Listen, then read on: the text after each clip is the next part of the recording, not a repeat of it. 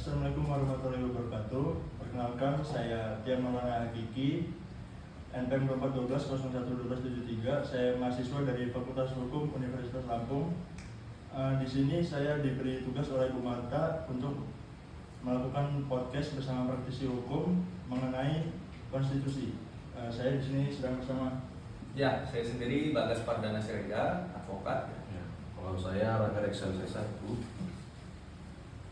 Langsung mulai. Iya, mari silakan kita bahas. Untuk pertanyaan pertamanya, konstitusi di Indonesia saat ini tuh masih relevan nggak sih sama perkembangan zaman? Terus apa perlu amandemen lebih lanjut lagi? Masalah relevan tidak relevan, amandemen atau tidak amandemen. Sebenarnya itu kalau kita perhatikan amandemen yang terjadi mulai dari tahun 99, 2000, 2001, 2002 itu merupakan bagian daripada tindak lanjut daripada amanat reformasi. Artinya ada suatu gejolak yang itu cakupannya isu nasional di tahun 1998 sehingga mengharuskan adanya amandemen. Nah sekarang untuk bisa menjawab itu kita kembalikan dengan kondisi kita saat ini. Apakah sudah terjadi gejolak atau bagaimana? Kalau saya sendiri tanpa mengurangi rasa hormat terhadap mereka-mereka yang kritis ataupun bagaimana, langkah amandemen terhadap Undang-Undang Dasar 1945 belum saatnya. Itu karena kita belum maksimal 100% di dalam aplikasi terhadap Undang-Undang Dasar yang sekarang ini sudah ada. Artinya ini berada di dalam permasalahannya ada di dalam tataran aplikasi norma, bukan permasalahan daripada Undang-Undang Dasar atau konstitusi itu sendiri. Sehingga tidak perlulah dilakukan amandemen, belum saatnya menurut saya.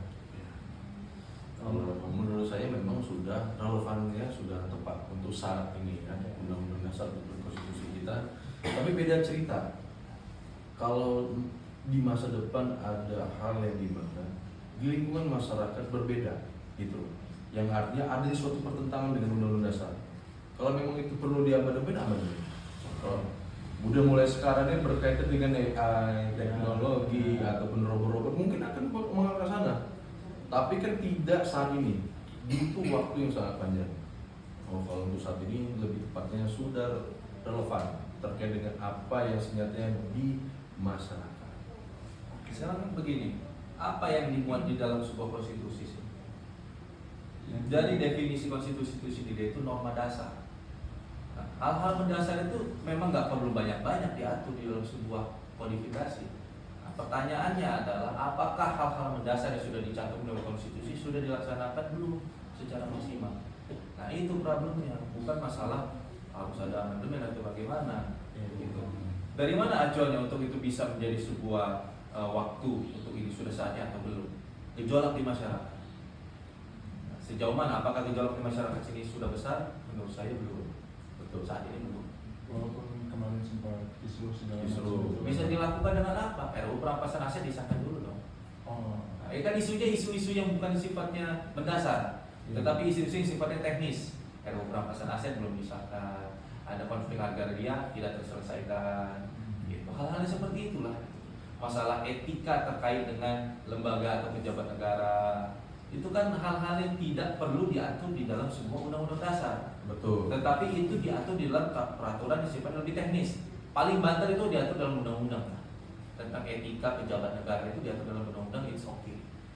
Seperti itu. Lanjut ke pertanyaan selanjutnya. Ya. Apakah konstitusi lebih sering digunakan sebagai alat perlindungan rakyat atau justru sebagai legitimasi kekuasaan? Ya. Apakah konstitusi lebih kepada masyarakat ataupun legitimasi kekuasaan, ya kan?